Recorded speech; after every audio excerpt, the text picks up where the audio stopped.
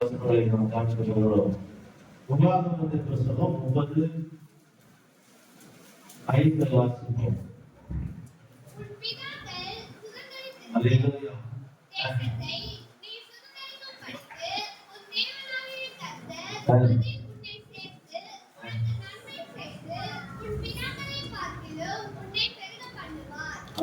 இங்கே பாருங்க, வேதம் சொல்கிறது முதலாவது நாம் இங்க பார்க்கிறோம். வேதம் மிக தெளிவாய் சொல்லப்படுகிறது. இன்றைக்கு தேவனாகிய கர்த்தருடைய வார்த்தை சொல்கிறது, உன் தேவனாகிய கர்த்தருக்கு திரும்பு. வாசிக்க, உன் பிதாக்கள் சுதந்தரித்திருந்த தேசத்தில் நீ சுதந்தரிக்கும்படி உன் தேவனாகிய கர்த்தர் அதில் உன்னை சேர்த்து உனக்கு நன்மை செய்து உன் பிதாக்களை பார்க்கிலும் உன்னை பெருக பண்ணுவார். அல்லேலூயா, அல்லேலூயா, அல்லேலூயா. வேதம் சொல்கிறது கர்த்தருடைய வார்த்தை, உங்கள் பிதாக்களாகிய ஆபிரகாம், ஈசாக்கு, யாக்கோபு என்பவர்களுக்கு செய்ததை காட்டிலும் அதிகமா செய்யணும்னு சொல்றாங்க. யாருக்கு கேட்டா, இப்பொழுது நீங்களும் நானும் இருக்கிற நமக்கு கர்த்தர் செய்ய விரும்புகிறார். எப்படி செய்ய விரும்புகிறார்னா, இந்த பழைய ஏற்பாட்டு புதிய ஏற்பாட்டு காலங்களிலே கர்த்தருடைய வார்த்தையை நாம் பார்க்கும்போது அவர்கள் தேவன் வாக்குத்தத்தம் பண்ணியிருக்கிறார். இந்த ரெண்டு விதமான காரியம். பழைய ஏற்பாட்டு காலங்களிலே தசம பாகங்கள் கொடுக்கணும், புதிய ஏற்பாட்டு காலத்தில் தசமங்கள் வருகிறது. ஆனா புதிய ஏற்பாட்டு காலத்துல அவங்க தன்னுடைய திராணிக்கு மிஞ்சியும் கொடுத்தாங்க. அவங்க பழைய ஏற்பாட்டுல தசம பாகம் கொடுக்கணும், புதிய ஏற்பாட்டுல தசம பாகம் கொடுக்கணும்னு இருக்குது. ஆனா இருந்தாலும் புதிய ஏற்பாட்டு காலகட்டத்தில் வரும்போது அவர்கள் திராணிக்கு மிஞ்சி அதிகமாய் கர்த்தருக்கு கொடுத்தார்கள் அப்படின்னு சொல்லி பார்க்கிறப்போ, இப்போ தேவனுடைய வார்த்தை சொல்லுது, ஆபிரகாம், ஈசாக்கு என்பவர்களுக்கு தேவன் அப்போ வாக்குத்தத்தம் பண்ணார், உன்னை அதிகமாய் ஆசீர்வதிப்பார், 3 மடங்கு ஆசீர்வதிப்பேன் அப்படின்னு சொல்லி கொண்டிருந்தார். ஆனா இப்போது இந்த நாளில கர்த்தருடைய வார்த்தை சொல்லுகிறது, என்ன சொல்றாருன்னா, உங்கள் பிதாக்களாகிய அவர்களுக்கு தேவன் கொடுத்த சொன்ன வார்த்தையை காட்டில் இப்போது தேவனுடைய வார்த்தை சொல்லுது, உன்னை அதிகமாய் பெருக பண்ணுவேன். அல்லேலூயா. அதை காட்டில் கர்த்தர் என்ன பண்ண போறாரா? அதிகமாய் பெருக பண்ண போறார். இப்போ அந்த அதிகமான பெருக்கத்தை நாம் பெற்றுக்கொள்ள வேண்டும் என்று சொன்னால், முதலாவது நம்மிடத்தில் இருக்கிறதான சூழ்நிலைகள் என்ன சொன்னா, சிறை இருப்பு. இன்னைக்கு நிறைய பேர் பாத்தீங்கன்னா கொடுக்கணும்னு என்ன இருக்கும், ஆனா பிசினஸ் கட்டி வச்சிருப்பான். அதுக்குள்ள அவங்க என்ன பண்ணுவாங்க, கொடுக்க முடியாது. கொடுக்கணும், ஆசீர்வாதத்தை பெற்றுக்கொள்ளணும்னு நினைப்பாங்க. ஆனா என்ன பண்ணுவான், அங்க நிறைய கொடுக்க போறியா, கொடுக்க வச்சுக்க அப்படிமா.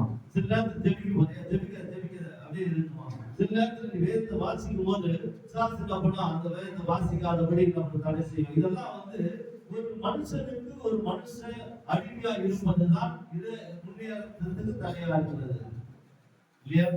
ஒரு முன்னேற்றத்துக்கு நம்முடைய வாழ்க்கையில முன்னேறக்கூடாதபடி தடையா இருப்பது, நம்முடைய வாழ்க்கையில ஆவிக்குரிய வாழ்க்கையில வளர்ச்சிக்குரிய வாழ்க்கையில நன்மையான காரியத்துல நாம் அதிகமாய் வளரக்கூடாதபடி இருப்பதற்கு காரணம் என்னன்னு கேட்டீங்கன்னா, இன்றைக்கு நம்முடைய சிறை இருப்புகள்.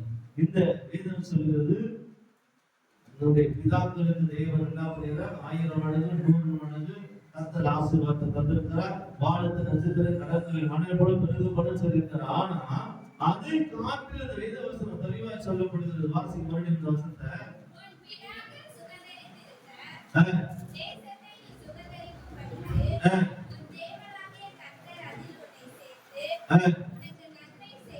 உனக்கு நன்மை செய்து உங்கள் பிதாக்களை பார்க்கிலும். அல்லேலூயா, அல்லேலூயா, அல்லேலூயா.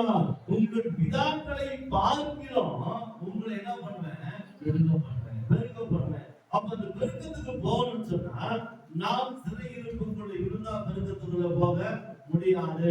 அப்படின்னு சொல்லி பார்க்கும்போது இங்க நேரங்கள் குறைவா இருக்கிற ஒரு சில மனிதர்களை கர்த்தருடைய வார்த்தைக்குரிய இங்க வேதத்தில் ஒரு சில மனிதர்களை உங்களுக்கு ஞாபகப்படுத்த விரும்புகிறேன். ஒரு மனிதரை குறித்து சொல்லப்படுகிறது. 1 சாமுவேல் புத்தகம் 1ஆம் அதிகாரம் 11ஆம் வசனத்தை வாசிக்கிறோம். 1 சாமுவேல் புத்தகம்.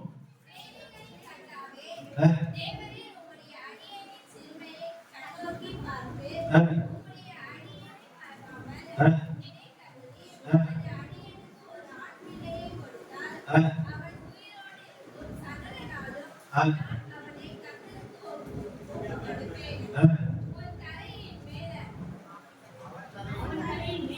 சகலமே கட்டப்படவில்லை என்று அஹ். ஒருத்தரை பண்ணுவான். அல்லேலூயா, அல்லேலூயா. இங்க பாத்தீங்கன்னா ஒரு காரியத்தை நான் உங்களுக்கு சொல்ல விரும்புறேன். சிறையிருப்பு. அப்போ அண்ணா கர்ப்பம் இல்லாததுனால அந்த சிறையிருப்புனால என்ன பண்ணப்படுகிறார்கள்? வேதனைப்படுகிறார்கள், துக்கப்படுகிறார்கள், நிந்திக்கப்படுகிறார்கள், பிரச்சனைகள் இருக்கிறாங்க. நல்லா கவனிங்க. இங்க என்ன சொல்லப்படுதுன்னு சொன்னா, கர்த்தருடைய வார்த்தை சொல்லும், பிதாக்களுக்கு தேவன் ஆணையிட்டு கொடுத்தார், அதை காட்டிலும் உங்களுக்கு அதிகமாய் செய்வேன்னு சொல்லியிருக்கிறார். அப்ப அந்த சிறையிருப்பிலிருந்து மாறினாதான் நாம் அதிகமான இடத்துக்கு போக முடியும், அது நன்மையான இடத்துக்கு போக முடியும், அல்லது நாம் பெற்றுக்கொள்ள வேண்டிய இடத்துக்கு போக முடியும். இல்லைன்னு சொன்னா நாம் அதே இடத்துல தான் வாழ்வோம். அப்ப நம்ம என்ன செய்யணும்னு சொன்னா, நாம் இன்றைக்கு அண்ணா என்ன செய்கிறார்கள்? தன்னுடைய நிந்தையை பார்க்காதபடி தன் தேவனை என்ன செய்ய ஆரம்பித்தார்? துதிக்க ஆரம்பித்தார், மகிமைப்படுத்த ஆரம்பித்தார். அப்பொழுது அவர் சொல்லுகிறார், ஒரு பொருத்தனையோடு சொல்லுகிறார், ஆண்டவரே, எனக்கு ஒரு ஆண் பிள்ளை கொடுத்தால் நான் அதை என்ன செய்வேன்? சவரங்கள் கத்தி படாதபடி நான் அந்த குழந்தை என்ன பண்ணுவேன்?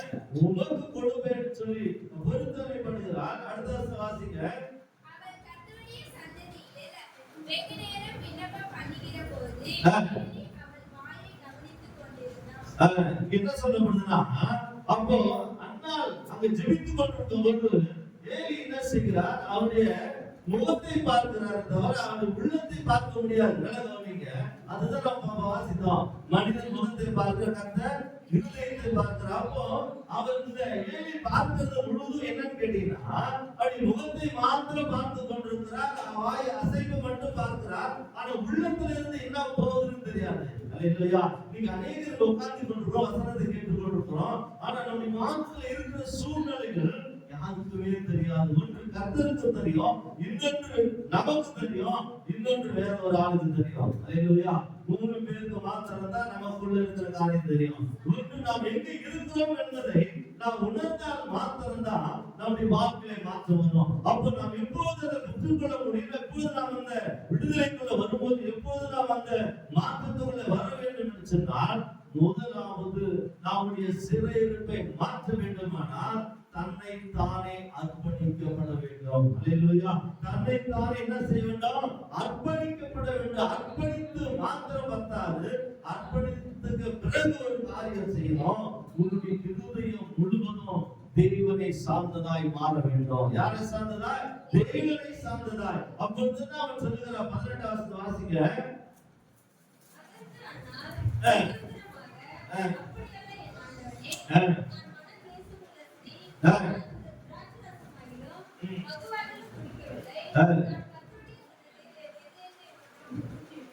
அல்லேலூயா, அல்லேலூயா. என்ன சொல்றா? இல்ல நான் அப்படி இல்ல, நான் என் இருதயத்தை என்ன பண்ணிருக்கிறேன்?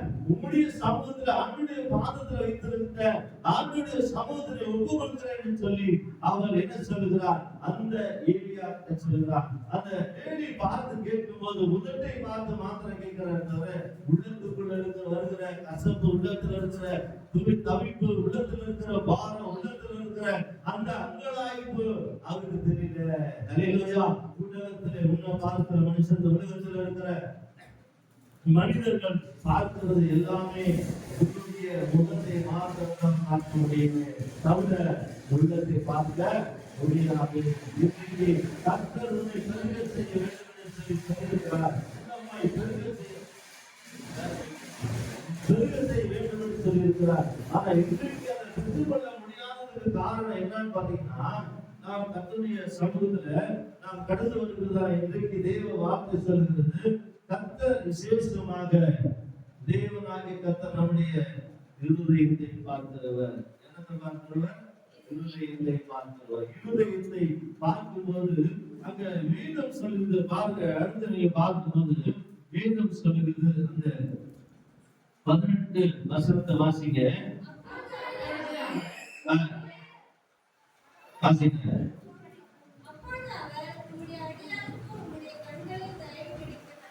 உம்முடைய அடியாளுக்கு உம்முடைய கண்களில் தயவு கிடைக்கணும்.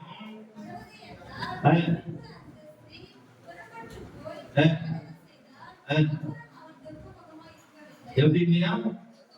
எப்படி இல்ல?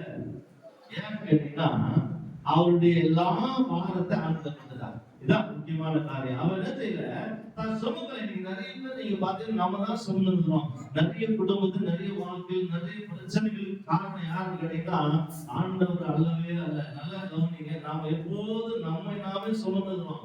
வேற யாரும் கொடுக்க மாட்டோம். யார்கிட்ட? ஆண்டவர் கொடுக்க மாட்டோம். நாம தான் சுமந்து கொள்கிறோம். ஆனா வேதம் சொல்லுகிறது, நீ கவலைப்படுவதனால் உன்னால ஒரு முழம் கூட்ட முடியாது, ஒரு முழம் குறைக்க முடியாது.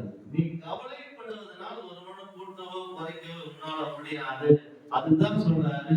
நீ என்ன பண்ண? முதலாவது தேவனுடைய ராஜ்யத்தையும் அவருடைய நீதியும் தேடு, அப்போது உங்களுக்கு எவ்வளவு கொடுக்கப்படும். இதுதான் முக்கியமான காரியம். அப்ப உன்னால ஒண்ணுமே செய்யணும். நம்மளால ஒண்ணுமே செய்ய முடியாது. கஷ்டப்பட்டு ஒரு வேதனைப்பட்டு உட்காந்து நடக்குமா? எதுவுமே நடக்காது. நாம் செய்ய வேண்டிய காரியம் என்னன்னு கேட்டீங்கன்னா, முதலாவது கர்த்தருடைய வார்த்தை சொல்கிறது, உங்கள் பிதாக்களாகிய ஆபிரகாம், ஈசாக்கு, யாக்கோபு என்பவர்களுக்கு தேவன் கொடுத்த வாக்குத்தத்தங்கள் பெருக பண்ணுவேன், அதிகமாய் பெருக பண்ணுவேன், 100 மடங்கு இன்னும் அதிகமாய் வானத்து நட்சத்திரம் கடற்கரை மணலை போலவும் சொல்லி இருக்கிறார். ஆனா அதை காட்டிலும் உங்களையும் என்னையும் இந்த காலகட்டத்துல கர்த்தருடைய வார்த்தை சொல்லுகிறது, பெருக பண்ணுவேன் சொல்றார். அல்லேலூயா. அந்த பெருக்கத்துக்கு காரணம் உன்னை முதலாவது அர்ப்பணிக்க சொல்லுகிறார். உன் குடும்பத்தை அல்ல, உன்னை சொல்கிறார். நீ மத்தவங்கள்ட்ட போகாத. என் மனைவி சரியில்லை, என் பிள்ளை சரியில்லை, என் குழந்தை சரியில்லை, என் வீட்டுக்காரர் சரியில்லை, யாரையும் சொல்லாத. முதல்ல உன்னை நீ அங்க என்ன பண்ண? அண்ணா தன்னுடைய ஃபாதர் தனிப்பட்ட வீட்டுக்காரர் கொண்டு போல அவ்வளவு பாரத்தை சுமக்கி அந்த பாரத்தை சுமந்திருந்த எல்லாத்தையும் கொண்டாந்து தன்னுடைய ஆலயத்துல வைத்து என்ன பண்ணா? தேவன்கிட்ட கொடுத்துட்டா. அல்லேலூயா. அப்ப தேவன்கிட்ட கொடுத்த பிறகு நீங்க நிறைய பேர் பாத்தீங்கன்னா இதை நான் யோசிக்கும் போது எனக்கு அந்த கதை ஒண்ணு ஞாபகம் வரும். இது என்ன பண்ணிட்டானா, அந்த 28 என்ன சொல்றாரு? அந்த 28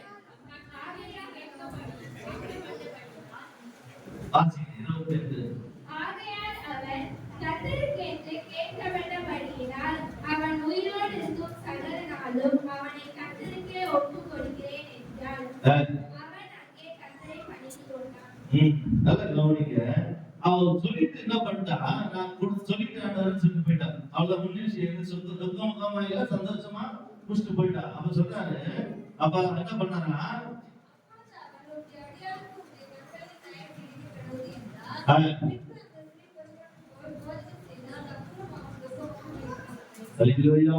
அப்போது அவ என்ன செய்யா? துக்கமுகமா இருக்கிற, துக்கமுகமா இருக்கவும் இல்லை. ஏன்னு கேட்டீங்கன்னா பாரத்தை ஆண்டவர்தான். அல்லேலூயா. இன்னைக்கு இந்த காலங்களில் கர்த்தருடைய வார்த்தை கேட்டுக் கொண்டிருக்கிற என் அன்பான சகோதரனே, சகோதரி, நீங்களும் நானும் அந்த பெருக்கமான ஆசீர்வாதத்துக்கு போகணும்னா, அந்த பெருக்கமான நன்மைக்குள்ள போகணும்னா, அந்த பெருக்கமான விசேஷத்தை நன்மை நாம் பெற்றுக்கொள்ள வேண்டும்னா, முதலாவது நாம் நம்மை தேவனிடத்தில் ஒப்புக்கொடுக்கணும். அல்லேலூயா. நாம் நம்மை முதலாவது நம்ம தேவனிடத்துல ஒப்புக்கொடுக்கணும். ஒப்பு கொடுத்து தேவனிட்ட சொல்லிட்டு பிரியா ஆயிடலாம். அல்லேலூயா. பிரியா ஆயிடலாம். நீ உனக்கு சம்பந்தம் இல்லை, சொல்லிட்டு கர்த்தர் செய்வார். அவர் என்ன சொல்றாரு? என்ன பண்றது? தேவனுடைய வார்த்தை சொல்லுகிறது, உங்கள் துக்கங்களை சந்தோஷமாய் மாற்றுகிறவர். துக்கத்தோடு வாழ விரும்பல, பிரச்சனையோடு வாழ விரும்பல, நெருக்கத்தோடு வாழ விரும்பல. தேவனுடைய வார்த்தை சொல்கிறது, உன் ஆத்துமா வாழ்கிறது போல எல்லாத்திலும் எப்படி இருக்கணும்? வாழ்ந்து சுகமாய் இருக்கணும். அல்லேலூயா. சுகமாய் இருக்க சத்தியம் சொல்லுகிறார். நீங்க அநேக கிறிஸ்தவர்கள், அநேக கிறிஸ்தவ வாழ்க்கையில நீங்க எப்போதும் பார்த்தாலும் பிரச்சனை பிரச்சனை பிரச்சனை பிரச்சனை. ஏன் தெரியும் பிரச்சனை வருது? பிரச்சனைக்கு காரணம் பிரச்சனை கிடையாது, நீதான் பிரச்சனை. அல்லேலூயா. யார் பிரச்சனை? நம்ம தான் பிரச்சனை. யார் கேட்டீங்கன்னா பிரச்சனையை ஆண்டவர்களுக்கு இல்ல, நாமளே வச்சுக்கிற பிரச்சனை சொன்னே பிரச்சனை பிரச்சனை சொல்றோம். ஒன்னே ஒண்ணு, முதலாவது கர்த்தருடைய ராஜ்யத்தை தேடணும். அண்ணா என்ன செய்தாங்க? அவங்க இருந்த பிரச்சனையை பார்க்கல, ஆனா ஒரே காரியம் செய்த, நம்முடைய ஆலயத்துல வந்து தன்னை இருதயத்தை முழுதும் ஆண்டவர் ஒப்பு கொடுத்து என்ன செய்தா? எல்லாத்தையும் ஒப்பு கொடுத்தான். கர்த்தர் மாற்றத்தை செய்தார். இன்றைக்கு இந்த வார்த்தை கேட்டுக் கொண்டிருக்க சகோதரிய சகோதரிய, இந்த 9வது மாசம் உன் வாழ்க்கையில மாற்றம் வரப்போகிறது. அப்படி வரவில்லை என்று சொன்னால் நீ சரியில்லைன்னு அர்த்தம். அப்ப நாம் சரியாய் மாறுவோம்னா கர்த்தருடைய வார்த்தை ஒரு நாள் போய் போகவே போகாதேன்னு சொன்னா, இந்த வார்த்தை உண்மை உள்ளது. நாம் ஆராதிக்கிற இந்த தேவனுடைய வார்த்தை ஜீவன் உள்ளது. இந்த வார்த்தை உண்மை உள்ளது. இந்த வார்த்தை நன்மை செய்கிறது. இந்த வார்த்தை அல்லேலூயா. அந்த பெருக்கத்தை உண்டு பண்ணுகிற வார்த்தையை கேட்டுக் கொண்டிருக்கிற எனக்கு அன்பான சகோதரி சகோதரியே, முதலாவது அண்ணா தன்னை அர்ப்பணித்தார், தன் இருதயத்தை தேவனுடைய பாதத்திலே ஒப்பு கொடுத்தார். அடுத்து அவள் பிரியா சந்தோஷமா சாப்பிட்டு சந்தோஷமா இருக்கிறார். அல்லேலூயா. ஏன்னு சொன்னால் தேவனை குறித்து அறிந்திருந்தார். கர்த்தர் எனக்காக யாவையும் செய்து முடிப்பார். கர்த்தருடைய வார்த்தை சொல்லுது, கர்த்தர் எனக்காக யாவையும் செய்வார். அவரால் செய்யக்கூடாத அதிசயமான காரியம் ஒன்றும் இல்லை. ஒன்றுமே ஒன்றுமே ஓமாலே எல்லாம் கொடு கூடாதே ஒன்றுமில்லை உம்மால் கூடாதது ஒன்றுமில்லை. கொடுமே எல்லாம் கொடுமே உம்மாலே எல்லாம் கொடு கூடாதே ஒன்றுமில்லை உம்மால் கூடாதது ஒன்றுமில்லை.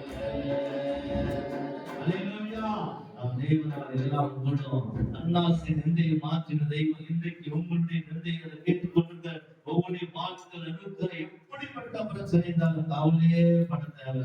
நான் அர்ப்பணிக்கப்படும் போது தன் இருதயத்தை தேவனுடைய பாதத்தில் ஊற்றும் போது கர்த்தர் ஜெயத்தை தருகிறார். ஏன்னு சொன்னா ஆண்டவராக இயேசு கிறிஸ்து மரித்து அடக்கம் பண்ணப்பட்டு உயிர்த்தெழுந்து ஜீவிக்கிற ஆண்டவர். இந்த ஜீவிக்கிற தெய்வம் இன்றைக்கு இந்த காலவெளியில நம்மோடு கூட உலாவி கொண்டிருக்கிறார். அந்த தெய்வத்தை ஆராதிக்கிற சகோதரே சகோதரே, இன்றைக்கு தெய்வன் மாற்றத்தை விரும்புகிறார். யாரிடத்திலே மாற்றத்தை விரும்புகிறார்?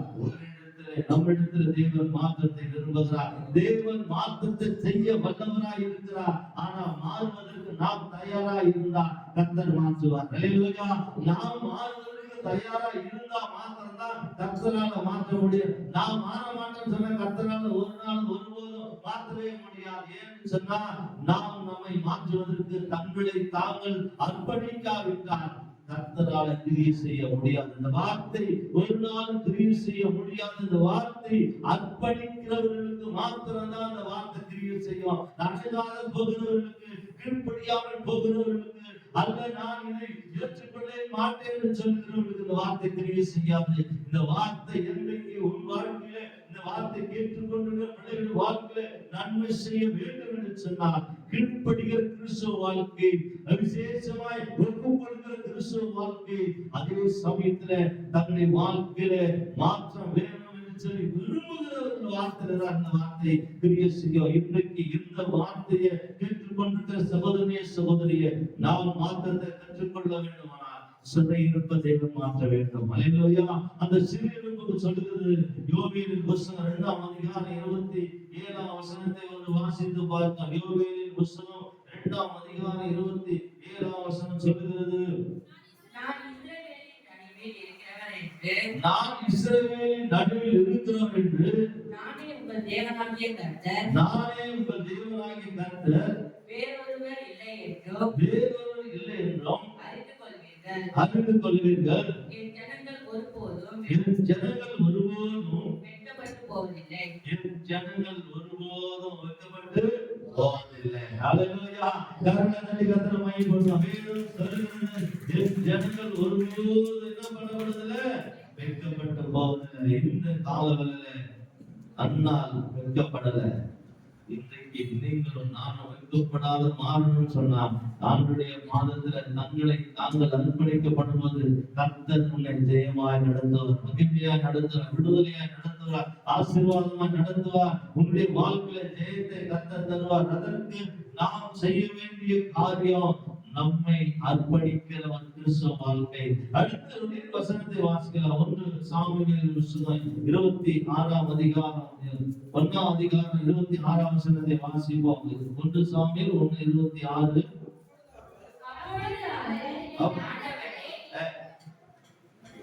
அப்பொழுது அவள், என் ஆண்டவனே, அங்கே இங்கே உன் மண்டையிலே நின்று கர்த்தரை நோக்கி விண்ணப்பம் பண்ணின ஸ்திரீ நான் தான் என்று என் ஆண்டவனாகிய உம்முடைய தேவனை கொண்டு சொல்லுகிறேன். விண்ணப்பம் பண்ணினேன். நான் கர்த்தரிடத்தில் கேட்ட என் விண்ணப்பத்தை வசனத்தின்படி எனக்கு கட்டளையிட்டார். அது ஆகையால் அவர் கர்த்தருக்கென்று கேட்கப்பட்டபடியினால் அவன் உயிரோடு இருக்கும் சகல நாளும் அவனை கர்த்தருக்கே ஒப்புக்கொடுக்கிறேன் என்றால் அவன் அங்கே கர்த்தரை பணிந்து கொண்டான். பாத்தீங்களா? முதல்ல கேட்டா விண்ணப்பம் சொன்னா அதை கொடுத்துட்டான். இன்னைக்கு நிறைய பேர் பாத்தீங்கன்னா கேட்போம், ஆனா செய்வோம், வந்ததுக்கு அப்புறம் மாறிடுவோம். இல்லைங்களா? வர வரைக்கும் தான் ஆண்டவர் கொடுக்குற வரைக்கும், கைக்கு வர வரைக்கும், அல்லது நம்மகிட்ட நடக்கிற வரைக்கும், அதுக்கப்புறம் பாத்தீங்கன்னா நாம நம்ம வேலையை பார்த்துட்டு இருப்போம். இங்க பாத்தீங்கன்னா அது சொல்றா, ஆண்டவரே நீ எனக்கு ஒரு கர்ப்பத்தின் கையை கொடுத்தா அந்த குழந்தை என்ன பண்ண உன் ஆலயத்துல கொடுத்துடுறேன் அப்படின்னு சொல்லி அது கூட சொல்றா. கத்தி கூட சவரகாதி கூட என்ன பண்ணது படாதபடி பாதுகாத்துக்குவேன்னு சொல்லிட்டா. அதை சொன்னதை கர்த்தர் கொடுத்த உடனே அந்த ஆலயத்துல கொடுத்தது சொல்றா, நீங்க கொடுத்தீங்க உங்கள்கிட்ட கொடுத்துட்டேன் அப்படின்னா. அல்லேலூயா.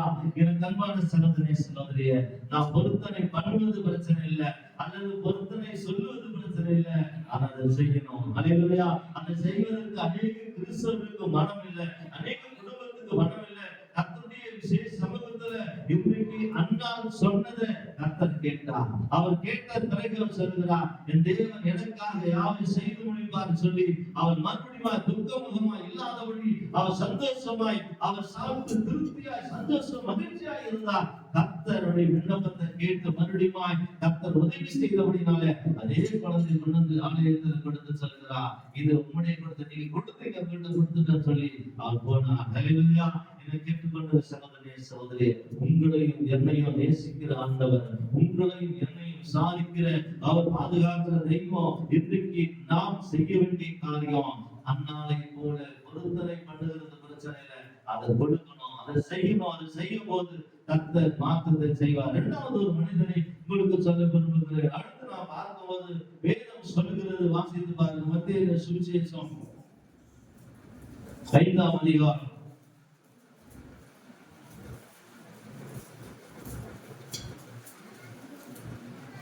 5ஆம் வசனத்தை வாசிங்க.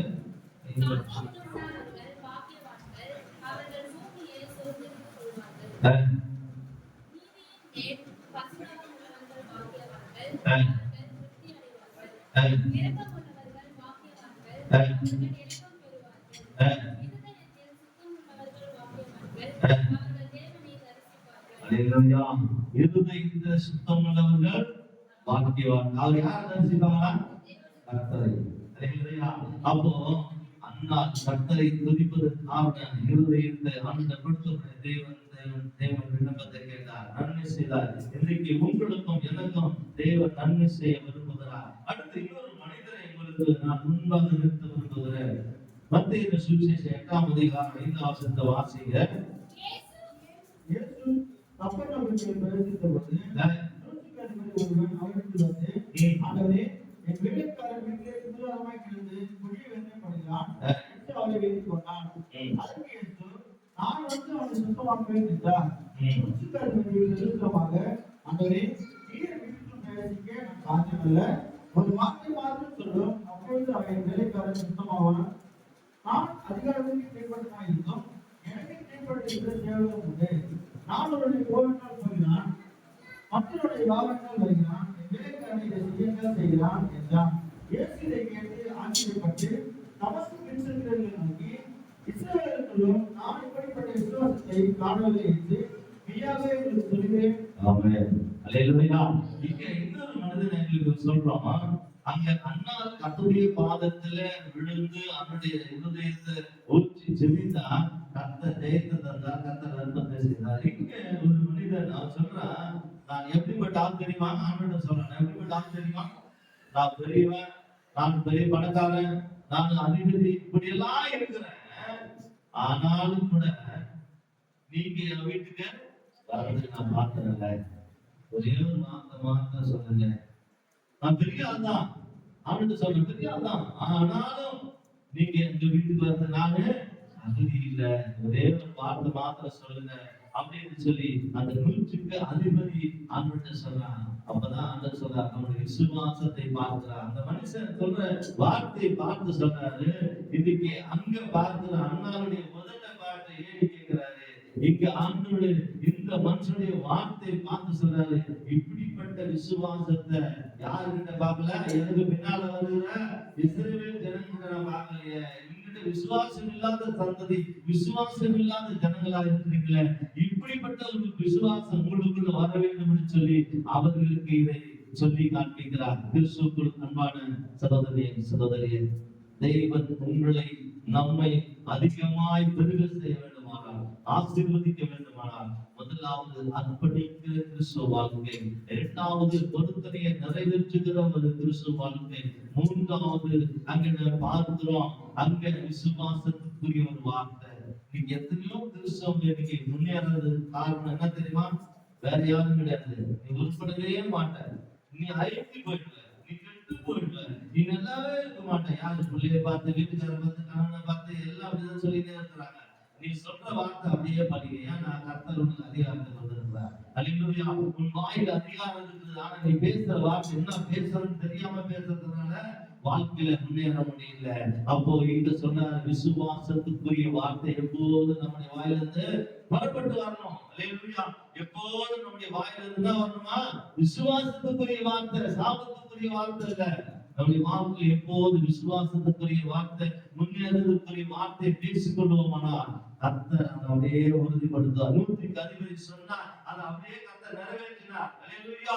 அப்படியே நிறைவேற்ற அதே நாளில் அதே நேரத்துல அங்கே சுகம் கிடைத்தது. இன்றைக்கு எனக்கு கேட்டுக்கொண்டிருக்கிற சகோதரனே சகோதரி, உங்களுக்கும் எனக்கும் தேவன் செய்ய வேண்டிய காரியத்தை இன்னைக்கு செய்ய நினைக்கிறார். அதை நாம் இன்றைக்கு ஒரு மாற்றத்துக்குள்ள வருவோம். இப்போ தேவ சமூகத்துல இன்றைக்கு முதலாவது கர்த்தருடைய வார்த்தை நாம் பார்த்தோம். அவர் ஆபிரகாம், ஈசாக்கு, யாக்கோபு என்கிறதான நம்முடைய முன்பிதாக்களுக்கு தேவன் ஆணையிட்டு கொடுத்ததை காட்டிலும் அதிகமாய் உன்னை பெருக பண்ணவேன்னு சொல்லி இருக்கிறார். அதற்கு காரணம் முதலாவது தன்னை அர்ப்பணிக்கிற ஒரு கிறிஸ்துவ வாழ்க்கை, இரண்டாவது நிறைவேற்ற வேண்டும். அர்ப்பணித்தா மாத்திரம் பார்த்தாது, அதை நிறைவேற்றணும். மூன்றாவது விசுவாசம் உள்ள ஒரு வாழ்க்கை. விசுவாசம் இல்லாமல் தேவனுக்கு பிரியமா இருப்பது உள்ளாத காலை. விசுவாசம் மாத்திரமே உலகத்தை ஜெயிக்கிற ஜெயம்.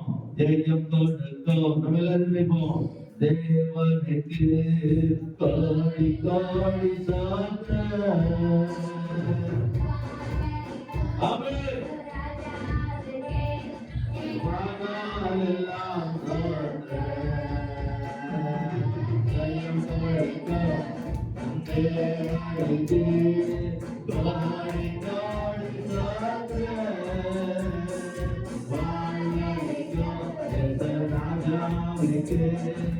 வானமெல்லாம் ஸ்தோத்திரம்.